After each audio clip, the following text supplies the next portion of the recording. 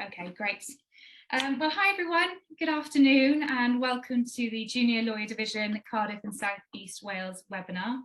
My name is Georgia, I'm from the Conveyancing Foundation and I'm also a Wellbeing Officer for JLD. That's a shortened version, it's quite a mouthful to say that several times throughout the webinar. So we've got an excellent session lined up for you today, but I've got a couple of housekeeping admin things before we start. I know we've been doing this a long time, but if you could just keep yourselves on mute throughout the session, just so we haven't got any background noise or interference. Another thing to note is that the session will be recorded. We're hoping to share it afterwards so that it can hopefully reach and benefit some more people. So just to be aware of that. And I think the social media team at JLD will be taking a screenshot. So just to let you know. There will be a Q&A session at the end, so you can put your questions to the panel. Just pop them in the chat box as we go through, and I'll be leaving about 10 minutes at the end for those. So feel free to just pop them in there as and when they arise. So I just thought I'd quickly introduce then our wonderful panel who will be chatting to us today about junior lawyer mental health. We have Elizabeth Rimmer, who is the CEO of LawCare. Hi, Elizabeth. Which is a mental health charity for the legal sector, and they do some incredible work in supporting the mental health within our community. We have Clare Good, who's the associate at Capital Law. Clare is also a LawCare champion and former JLD chairwoman. We also have Hannah Newberry, who's a recently qualified solicitor at Alun Family Law, and Grace Day, who's a solicitor at Geldards. Both Hannah and Grace are wellbeing officers as well at JLD. So before I hand you over to the panel, just to give a little introduction of what we're going to be talking about today. So the focus will be mental health in junior lawyers. We know that the sector can be very stressful anyway, and that perhaps the culture in law has not always been conducive to promoting good mental health and well-being. But there are particular challenges that do face junior lawyers. So the aim of today's session is to kind of highlight those and discuss some personal experiences from the panel, but also to provide some tips and advice, so things that can help you if you're a student about to enter into that kind of part of your career, if you are a junior lawyer, or even if you're somebody more senior in an organisation, about how you can help support those junior lawyers within your organisation. So without further ado, I'm going to hand over to Elizabeth, who's going to provide us with a kind of an overview of the mental health situation in junior lawyers. So over to you, Elizabeth. Thanks very much, Georgia, and good afternoon, everyone. So I'll tell you just a tiny little bit about LawCare and then about some research that we've done into mental health and well-being across the legal sector. So as you already know, we're a charity that support and promote mental health throughout the legal sector. And we've actually been going for 25 years. The 6th of February, 1997 is the year we were set up. So it's our 25th anniversary this year. So we've got lots of things planned to acknowledge that as we go through the year. Most of that will be in the second half of the year. But we're here to provide support to anybody in the sector who's concerned about a personal or professional problem or something that's worrying them. And the unique thing about LawCare is that when you contact us, everyone who responds to our support services are people who've worked in the law. So we get it. I'm a former solicitor myself. Our staff and volunteers on our helpline and our web chat are all lawyers or people who've worked in other roles within the legal sector. So we really understand what this environment's like, and we provide that space for people to talk about things that are worrying them. We can then help you work out what steps you may need to take to resolve what's going on for you and point you in that direction. Most people just call us once or contact us once, and they find that just getting something off their chest and talking about it makes a big difference, because it's very challenging in the law for people in our sector to sort of put their hands up and say that they're struggling with something. There's that fear of this will be a career limiting step, but you'll be seen as weak or not good enough. So there's lots of stigma, even in a world now where we're talking much more about mental health and well-being. Stigma is still a big challenge, and it silences people from coming forward for the help that's available. But a growing part of our work, in addition to the support, is really about prevention and education and raising awareness. We want to prevent some of the problems we see in the law from happening in the first place. And so in order to understand that better, we undertook a large study last year, which you may have seen, called Life in the Law, which we published at the end of September. We had over 1,700 legal professionals from across the UK reply to that, because we work in all the jurisdictions and with all branches of the profession. And we don't only support people who are legally qualified, we also support people who work in other roles within firms or chambers or legal workplaces. And we really wanted to understand better how the culture and practice of law impacts mental health and well-being. And what we found when I'm going to talk specifically now about junior lawyers, is we found that junior lawyers were one of the groups that are most impacted by the culture and practice of law. And for the age group 26 to 35, that was the group that responded to the survey who had the highest burnout scores. So we measured burnout on a recognized scale, and the cutoff point for that is 34.8. Our samples scored collectively 42.2, so way above the cutoff point for being at risk of burnout. And the group that scored the most on that scale were people aged 26 to 35, so at the beginning of their legal careers. We also found that junior lawyers had lower psychological safety, so that sense of feeling able to speak up about something that's worrying them, or share an idea, or speak openly in the workplace. And they also had the lowest levels of autonomy, so they had the least control over how and where they worked. So those factors and those findings point to something that we already knew, and is also backed up by studies that have been done in other jurisdictions. So the American Bar Association did a very large study in 2016 of American attorneys, and they found that the most vulnerable time in your legal career was making that transition into practice.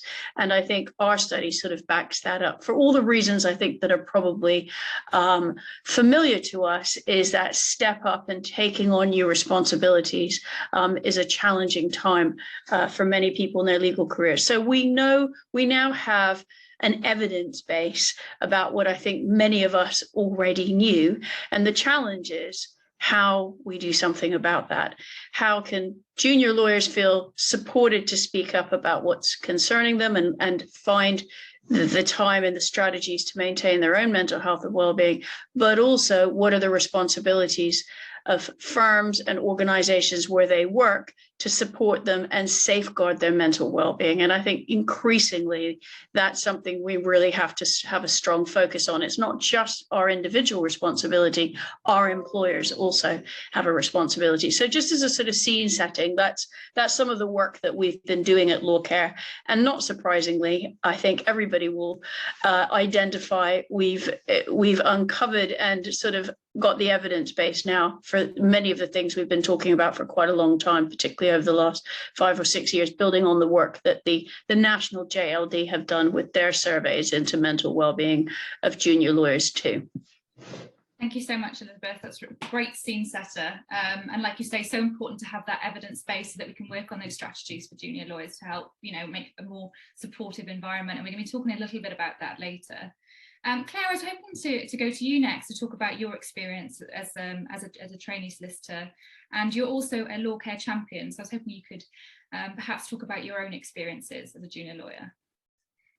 Yeah, so I was a paralegal for many, many years before training. So one of those people that qualified already a little bit exhausted with the profession. And when I was training, I got involved with the JLD, subsequently became chair. And at that time is when the study that Elizabeth just mentioned that the national JLD had done, Kaylee, who's now a trustee at LawCare, had just done a study that came out. And I remember reading it and it was pretty stark. It was probably more depressing than some of the stuff that Elizabeth just said.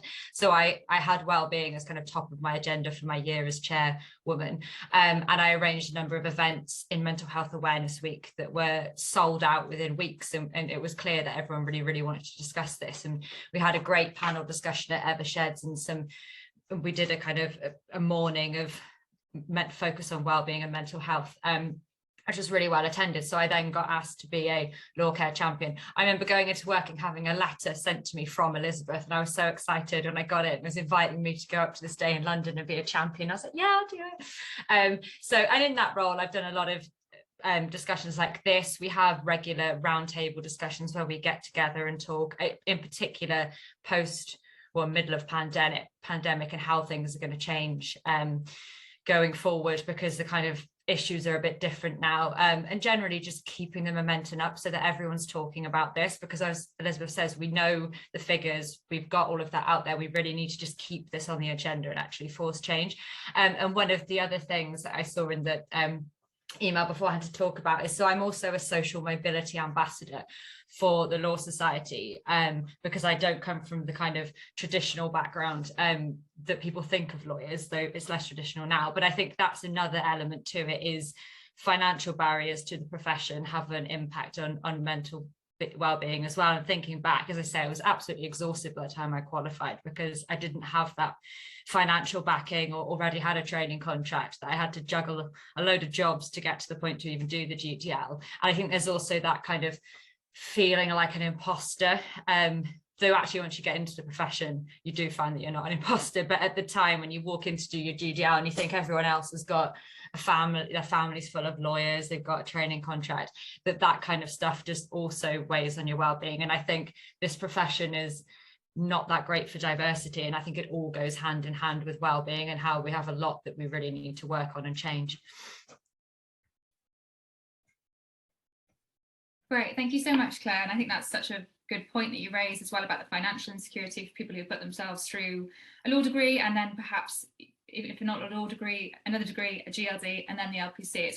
There's a lot of cost involved in getting there without the security of knowing, actually, I will make it. If you haven't got that training contact, you're like kind of throwing all your eggs into one basket without the security of a future job. So I think that's a really good point. Do you think that there is any way that the profession could be more inclusive for people who are from different financial backgrounds?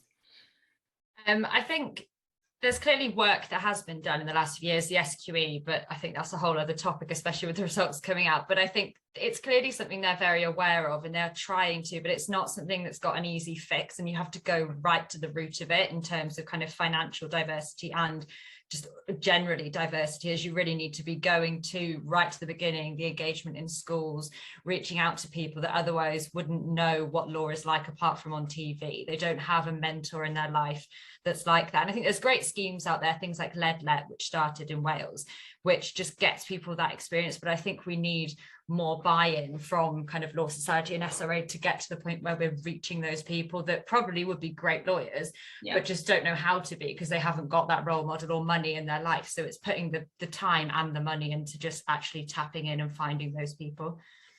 Yeah, thank you. That's really, really interesting. And I think perhaps now we can move on to Hannah and Grace. Hannah, if we perhaps start with you. You very recently qualified, I think in the last few weeks, am I right in saying that? January the 6th. Yeah. January the 6th, congratulations. Perhaps you could tell us a bit about what your experience was like as a junior lawyer and any challenges that you faced. Yeah, so I basically started with Alun Jones Family Law about 2 years ago. Before that, I worked in Howells for 1.5 years as a legal assistant. I only finished the LPC last summer, which I did part-time with work. I think the main problem that I faced as a junior lawyer is never celebrating the idea that you're learning and don't know enough. I think people tend to associate junior lawyers with starting at the bottom, and we all kind of have this one goal where all we want to do is be qualified, or whether it's financial or whether it's just the idea of wanting to calm down and not needing to learn anymore. It's a constant race to the top to try and get done with everything because of the amount of training and the years you have to put in.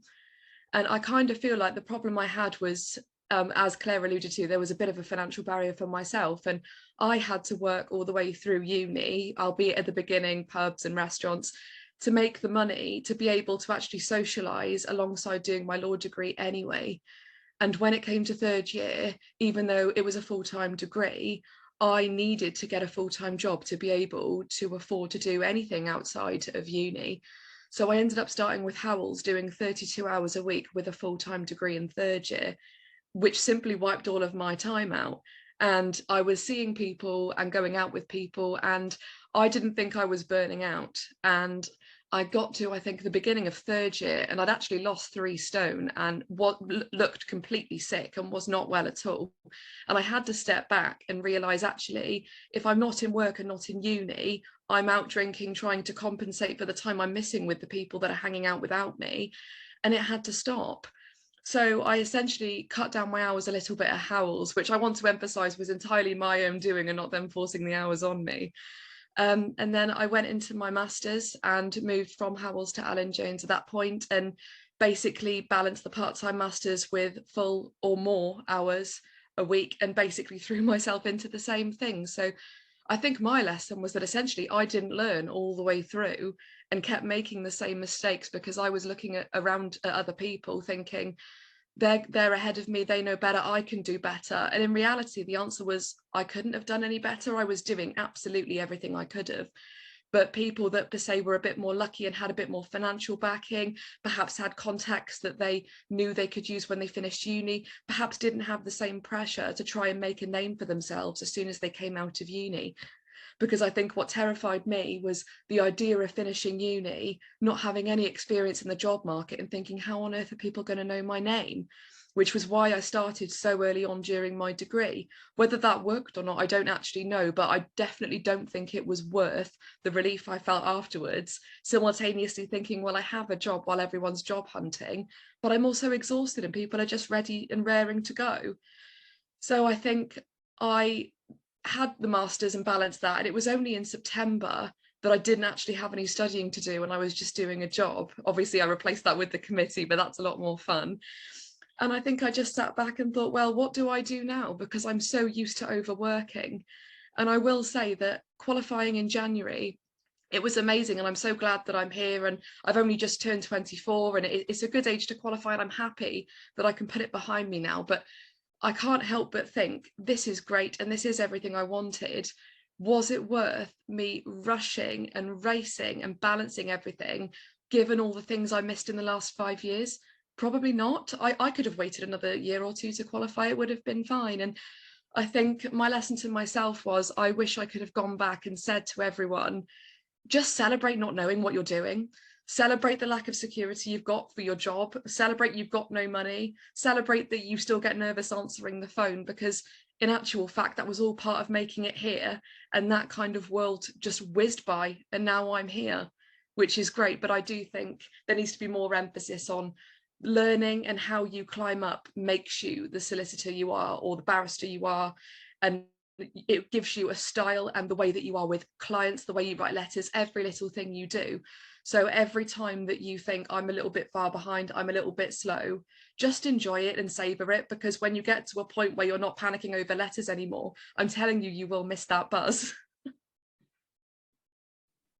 Thank you, Hannah. That's really great to hear from you. And I don't think that's uncommon to hear about junior lawyers. Obviously, you kind of pitted against each other from the minute you step foot into university, because supply and demand, there's not enough training contracts out there. So it's that kind of constant battle to get the most experience, to make sure that you're seen to be doing the most. And I think you kind of, as you say, it just carries through.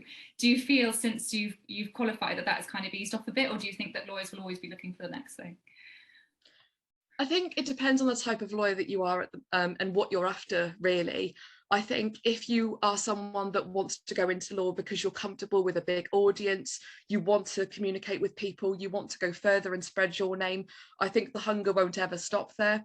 I think if you are a type of lawyer that wants to go into that law just because you love what you're doing, sometimes it is a bit more relaxing. And while I am still looking for things to do and, ways to communicate and network with people, I don't feel the pressure that I did before. I think, actually, if I want to do this in 10 years, I can. I'm doing my job right now because I love my job, and not because I want people to think, oh, wow, she's powerful, like they do on the TV. So I think there is a certain type of hunger for people, but definitely if you felt the same type that I did when I was a trainee paralegal student, it's a lot more relaxing now, just thinking, actually, this can wait until Monday. That's great. And that's probably good to know for those who are in that junior lawyer stage at the moment. Grace, you've recently qualified as well at Geldards. Can you tell us a little bit about your experience? Was it similar to Hannah's? Maybe, maybe not. I was just thinking that actually, because you sort of mentioned the change from when you qualify, and I think maybe I've had the opposite thing really, where I'm feeling more pressure now than I did before. So yeah, I qualified in August after training for 2 years with the firm, and previously I'd paralegals and I'd worked in-house, so I'd had quite a bit of experience before I managed to get my training contract. And I was furloughed for part of my training contract, which I'm sure many junior lawyers can share that experience. And so my kind of focus on wellbeing happened when I came back, and I felt like I'd kind of taken a step back, where I'd built confidence in that first seat and thought, oh, I kind of know what I'm doing. I'm sort of useful now. And then you had months off, and I came back and I thought, oh, do I know what I'm doing? Am I back at square one? And when I came back to the firm at that time, there was this renewed interest in wellbeing, and we formed a committee, and it was a big focus of the firm. So that's when I started looking at it. And of particular interest to me, or something that weighs on my mind, is kind of my anxiety. So I tend to overthink. I'm sure a lot of lawyers are perfectionists. It's a profession that attracts perfectionists, isn't it? And I think any little mistake weighs on our mind. So for me, as well as Hannah was saying, she kind of is a bit more relaxed now you're qualified, or you're not always chasing that that reward. For me, now being qualified, I suddenly felt this pressure to know everything, and I thought I was comparing myself to everyone in my team and thinking, I'm never going to get there. You know, when you're a trainee, you've got that fail safe of someone checking your work all the time, and you think, oh, well, I'm just a trainee. But yeah, so that happened to me in the summer, and I'm sort of getting through it now. But that first 6 months after you qualify, I found that quite hard to cope with the new pressure, and to feel like I would eventually know what I was doing. But we are still learning. I have to tell myself that just because you're now a solicitor rather than a trainee, everyone is always learning, and you'll never know everything. You just got to remind yourself of that all the time. Yeah, absolutely true. And I mean, what kind of changes did you find in the place where you were working then, after you came back after the pandemic, which obviously shed a huge spotlight on the well-being of pretty much every profession, but especially in the legal profession? Did you find that the kind of things that your organisation put in place were particularly helpful, or what did you find that actually did help you in terms of your anxiety? Yeah, I think as we were on that committee, and our approach was to sort of try lots of different things, because everyone's different, and I think different tactics help different people. So we created groups just where people could talk about things other than work, so where there's a common interest, hobbies like gardening, that kind of thing. We tried to encourage people to go out for walks, so we did a steps competition, which some people liked. They got involved in that. Generally just trying to arrange chats with people talking about different issues that might affect them, so stress or grieving, that kind of thing. And we have a wellbeing hour. It's actually today, we finished early, on the last Wednesday of the month, which is nice. So we tried, I think, to approach to give options to everyone to what might suit, because you know, personally, there's a lot of resources on mindfulness, but I'm not the kind of person that sits still well. So I prefer to go for a walk, and that's my way of being mindful. So I was certainly glad that when we came back, there was this renewed focus on well-being, and that's why I got involved and wanted to continue it with the JLD. And I think as junior lawyers, we can all keep a focus on it, and as we move up through our career, we can make sure that the people coming after us are looked after as well. Absolutely, and I think I think you're so right, and I think it's great to hear that there were some things that put in place after the pandemic that really did help you as a junior lawyer. Were there any things, Hannah, that you would recommend to anyone that was kind of perhaps maybe suffering with ill mental health at the moment, who's a junior lawyer, finding things stressful or anxious? Is there anything that you did during your time as a junior lawyer that you would recommend to others? I think it's about speaking to people and locating the right people that you can talk to.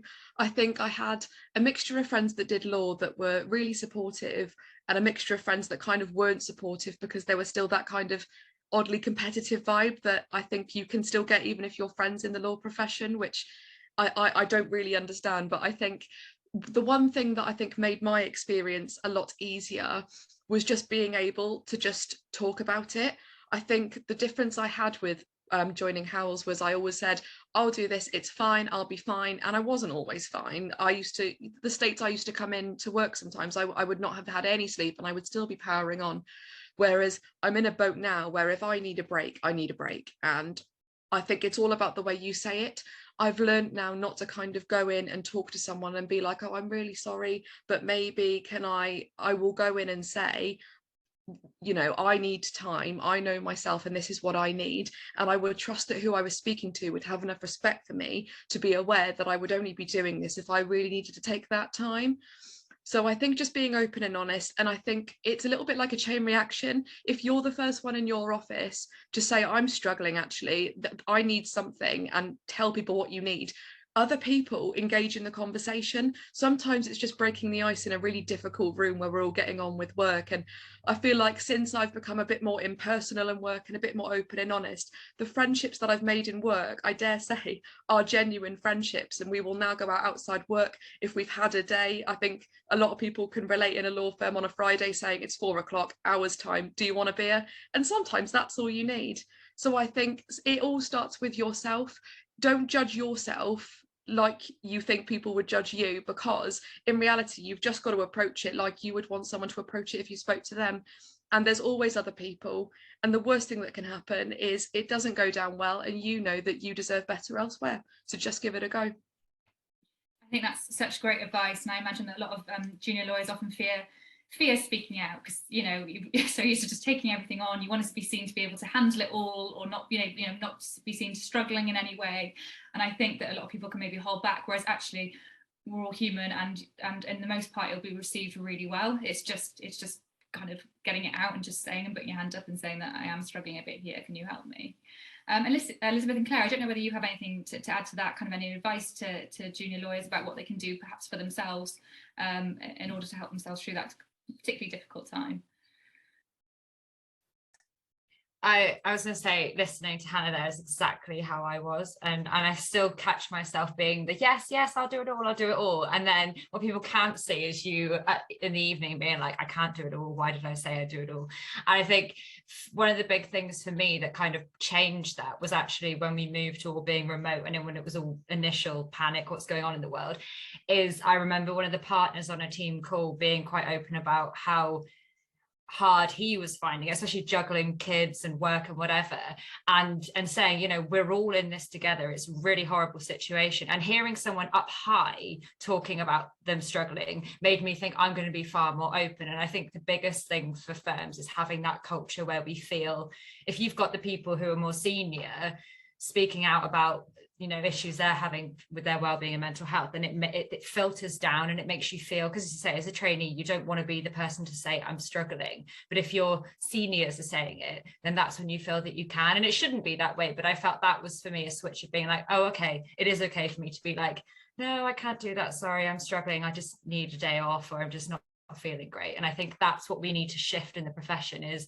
it's okay to not be resilient 100% of the time, because I think resilience is kind of championed to the point of it being very detrimental on all of us. And I mean, I think Hannah and Claire have articulated that really well, is that having the confidence, which is sometimes easier said than done, to speak up about what your needs are. But it's also, I think, what's aligned with that is having the recognition that looking after yourself is got to be a priority, that sort of fit your oxygen mask first approach. That if you're going to be able to manage the demands that are on you and the stresses and strains of being a junior lawyer, that prioritizing those things that support your mental health and well-being are really important. So if it's mindfulness or getting out for a walk, that you make sure you don't sacrifice those things, because what tends to happen is when we're busy or we're feeling under pressure, we chuck everything out of our lives that actually supports our mental well-being. We sacrifice going to the pub with our friends or going to choir practice or whatever it is, so that we can just get through a few more of those emails. But actually, you'd be much better off making sure you do those things, because those social connections, exercise, having a break, taking your mind somewhere else. These are all the things that go into your toolbox to help you manage when you are having a difficult day. You've got more in that reservoir to keep going. So I think, as hard as it can be, is recognizing that you got to be kind to yourself and prioritize your own needs and put those first, and have some things that are non-negotiable. And then having, as you've described really well, Hannah, is being able to say to someone, not apologetically, is saying, this is what I need, or this is what my problem is, and this is what I need from you. And I think that approach can be really helpful. And what you usually find is actually people are really receptive. We build up in our minds this sense that if I talk about it, I'm just going to be shut down or no one's going to care. But actually, when you do speak up, I think most people find they get a good response from somebody. So, yeah. No, I think that's some really helpful advice to junior lawyers. And also, perhaps, Elizabeth, you could tell us a little bit about what employers, managers, people who are more senior in the profession, what can they be doing to help kind of those just starting out in their careers? They could be doing a lot. So from our Life in the Law research, we asked respondents, people who participated in the survey, what do you find the most valuable mental well-being support in the workplace? And the top answer was regular catch-ups. So that opportunity to sit down and talk to somebody about your work, because those sorts of moments build up trust and a relationship with somebody else, so that, like what Hannah described, if you're regularly having a catch-up with your boss, then if something has gone wrong or you're worried, you're going to feel more comfortable talking to them about it, because you've got that relationship and you feel comfortable and you trust them to speak up about what's going on for you. So I think it's really important when you have, and what we aligned with that, we found is that something like less than half the people that had a management responsibility had any training. So I think if you are responsible for junior lawyers, you're supervising them or they're in your team, then you've got to carve out and prioritize the time to support them. Make sure those regular catch-ups happen, that you don't push them to one side because of competing obligations. I think particularly during the pandemic, I've participated in quite a few junior lawyer events, and I'm sure you've all had similar experiences where the sort of out of sight, out of mind has happened. So where you're not physically in the office, juniors and trainees can be accidentally excluded from meetings, or sort of not quite forgotten about, but aren't seen to be the pressing priority that they ought to be. And that can be very hard. It can put the pressure on you to sort of have to put your hand up and say, you know, I'm over here and I need some help.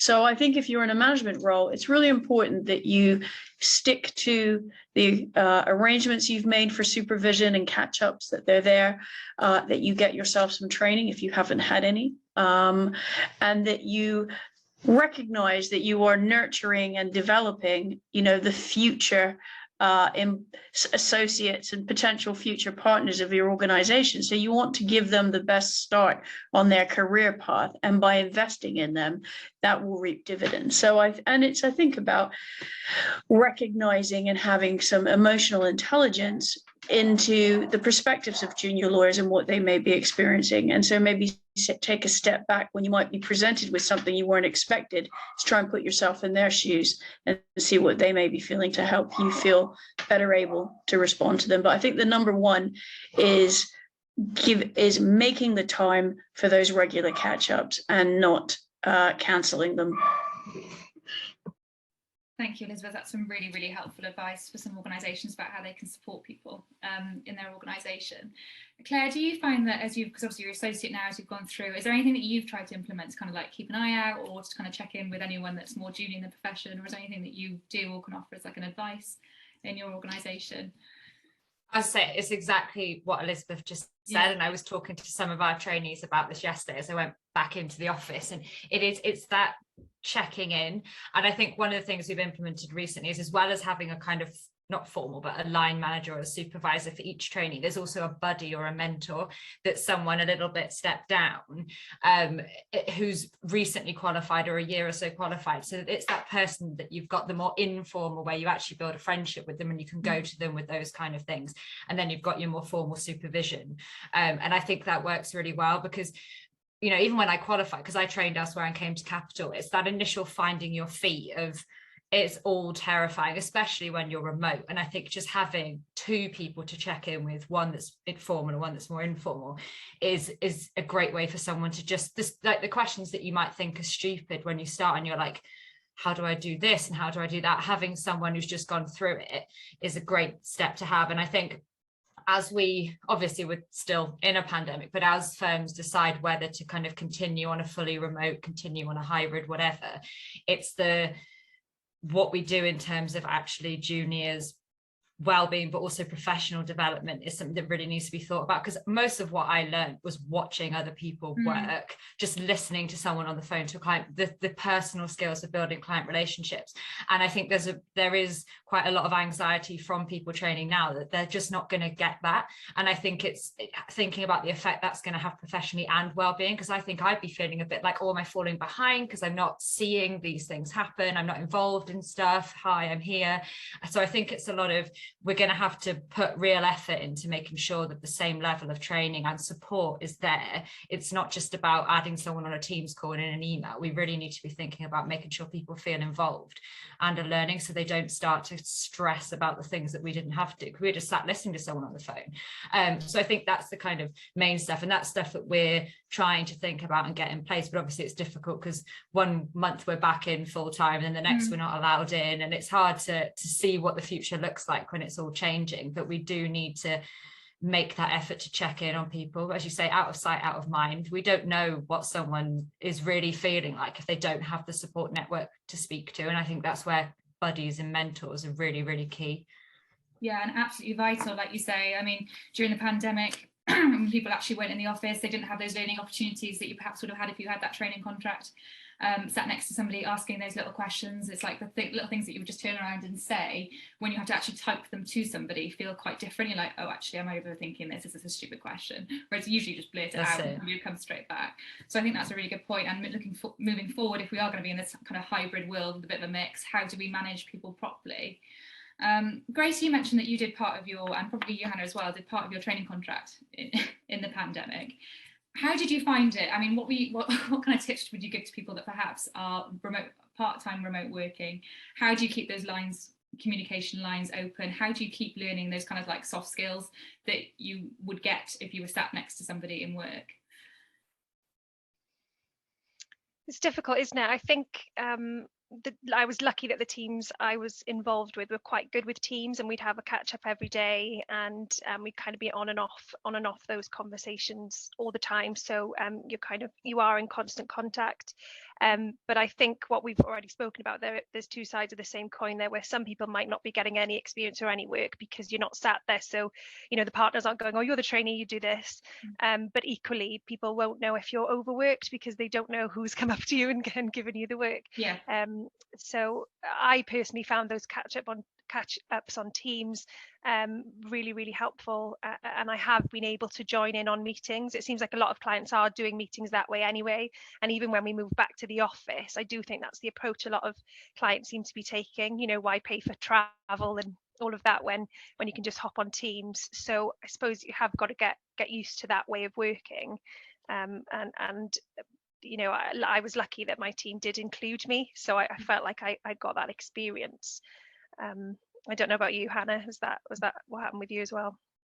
Yeah, I think it was a bit of a mixed bag for me. I mean, I'm not going to lie, I absolutely loved working from home the first summer of the pandemic because I had a garden with Wi-Fi and it was boiling.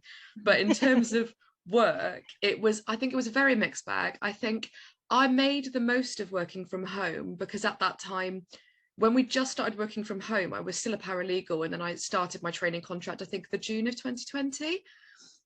So I had a bit of a mixed bag here in the way that I made the most of being on my own, because independent work that took a lot of time, where I was prone to getting distracted or seeing people looking over at me and wanting to always look busy, even if sometimes I had to look away or sometimes just Google something, even for a bit of reassurance.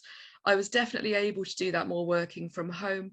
I felt like, talking about working hours, I was happy to work a little bit later if I absolutely had to, because working from home afforded me the freedom to have an hour in the garden, read my book. Sometimes I had housemates in the garden making a barbecue and I go out and join them for half an hour in the day. So if I need to work until 6, then it doesn't actually really matter.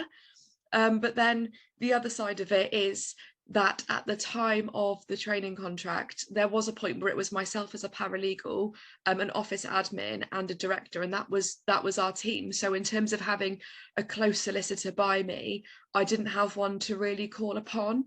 So I think my learning in terms of the things I kind of half knew benefited a lot from me being alone and independent. But the things that I had no idea where to begin, I think I learned them far slower because I actually needed Zooms and a bit of a prompt beforehand. But I think Zoom did get better gradually. I think we all had to eventually give up and say, fine, this is the way everything's going. So I do like the flexi, and in my job I have the benefit of largely being in control of my own diary. And I'll even admit now that if I have a day in the office and there are movable appointments, I will back to back myself in there because I know I can sit down and focus and have a hard working day.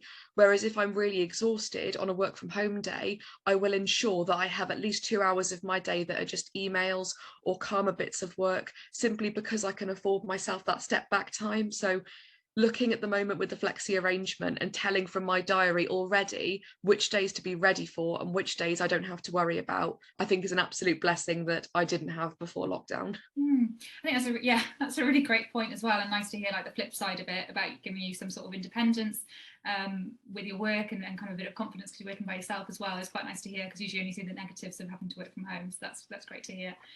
I think we should probably move on to the Q&A now. So if you've got any questions, please do just pop them in the chat and we can put them to the panel. But I have one myself, which is about the new Sqe qualification. And I don't know how much, obviously you guys would have gone through the LPC and training contract routes. But so Elizabeth, I don't know, maybe you might be the best person to ask about this. I don't know how much you know about it.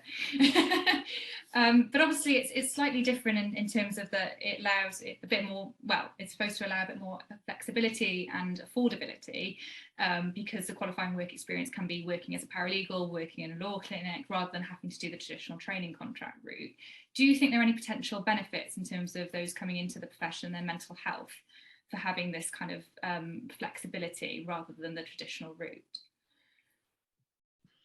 I think that's a really interesting question. I know that, I mean, the first results were out last week, weren't they, for the Sqe? And I think the pass rate was 53%, which is slightly below the average for the old LPC, isn't it? And I did even the really traditional old Law Society finals. I was the last cohort that did that exam.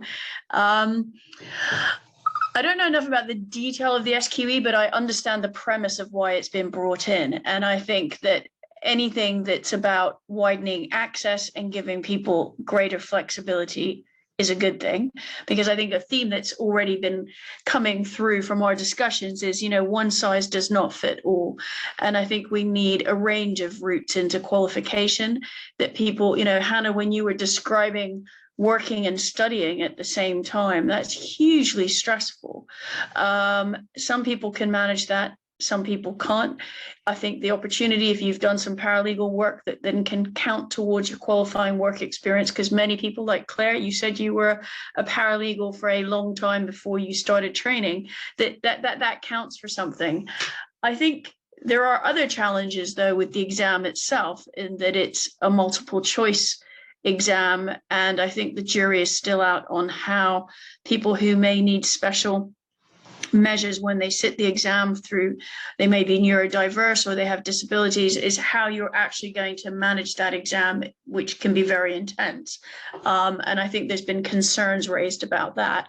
But I think on a general principle, I think a more flexible approach where people can combine study and work in a way that works for them, it must be, is just another opportunity that's widening access and giving people choice for what works for them. Yeah, I mean, it does sound positive from that aspect. Would you agree, Claire? Because obviously, as a social mobility ambassador, you do a lot of work around this. Yeah, as I say, actually, we have an Sqe trainee in the team at Capital who has just had his results and was one of the people that passed, luckily. But I think the kind of key there is he's already feeling part of the team and is a key person of the team. And by the time he qualifies, you'll have that practical experience that we all come in a bit terrified because we don't have it if we've just come from LPC or GDL. So I think from a wellbeing perspective, generally on that, it is a good way to get into the profession and know what's going on practically, because we all know the LPC was not like real life. Like, because I was paralegaling at the same time, I would look at the LPC and be like, it doesn't work like that in practice. So this is the way of people actually entering the profession, knowing what they're doing and being bedded into a team. And it, you know, it feels like they're already a key team member, and that's got to be good for your confidence, because as well as studying, you're doing it.